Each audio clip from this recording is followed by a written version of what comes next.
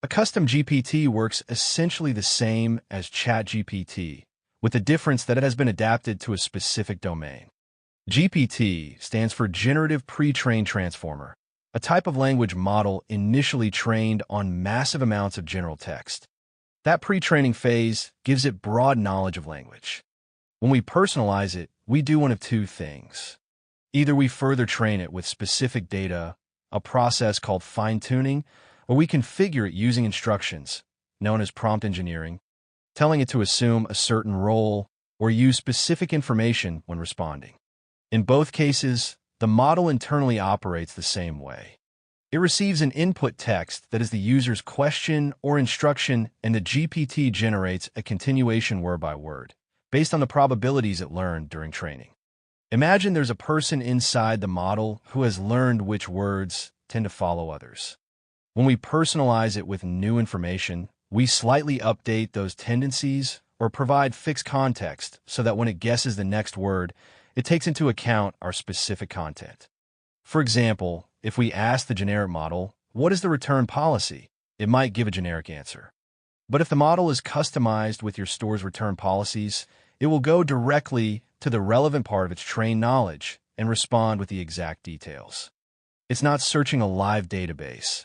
It already has that information embedded in its parameters or in the context provided at the start of the conversation. Basic functioning guide. To understand it step by step, let's take the case of customizing through fine-tuning. Collect training data. First, a dataset is prepared with examples of how we want the GPT to respond. These are usually prompts or explanatory and applicable texts. For example, all of your company's FAQs with official responses or documents containing key information. Additional training, that data is shown to the model over hundreds of iterations.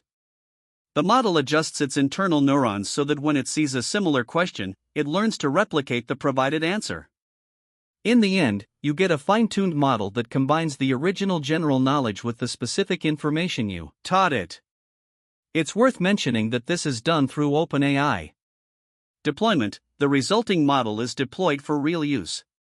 It can be used via an API or integrated into an app with an interface.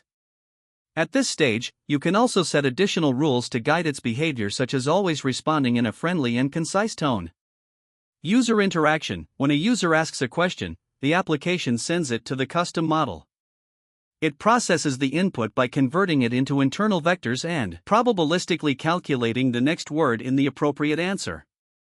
Thanks to the training, if the question relates to your domain, the model will recall that specific data.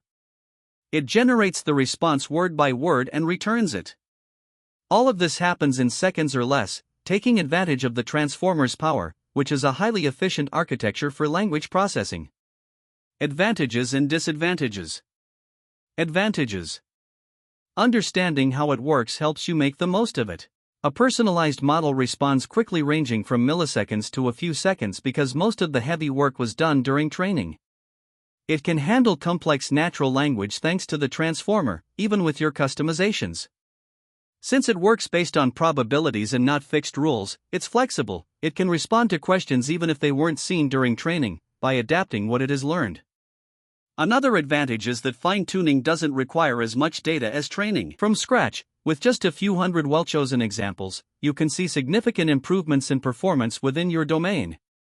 And if you choose the context-based configuration, the advantage is simplicity. You can update information by simply changing the prompt or attached documents, without retraining the model.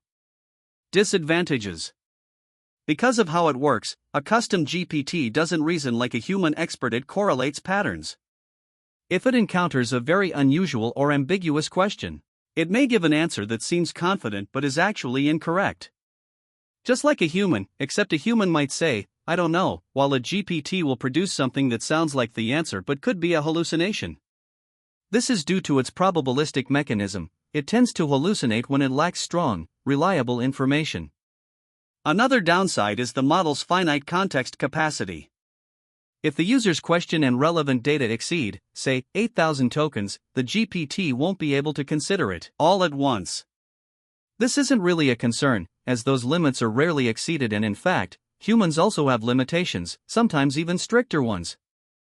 The idea is simply to make it clear that the model doesn't know absolutely everything. Thank you for your time. If you have any questions, feel free to contact us. See you soon.